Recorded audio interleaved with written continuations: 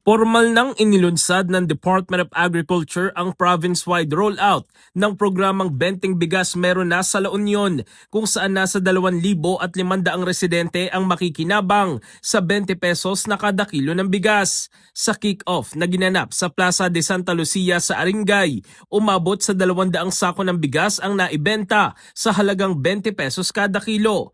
Ang pamahalaang panlalawigan ay nakakuha ng 500 sako mula sa Food Terminal Incorporated para sa paunang distribusyon. Sa kabuoang alokasyon, 300 sako ang ilalabas sa mga susunod na petsa.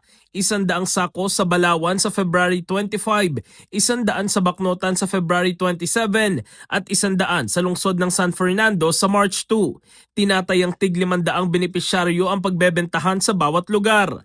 Aabot naman sa 1,000 residente ang nabigyan sa unang araw ng rollout sa Aringay. Kabilang sa prioridad ng benepisyaryo ang mga senior citizen, solo parent, persons with disabilities at mga benepisyaryo ng 4Ps. Maaari ring bumili ang mga magsasakang nakatala sa Register System for Basic Sectors in Agriculture, rehistradong mangingisda, transport workers, guro at minimum wage earners.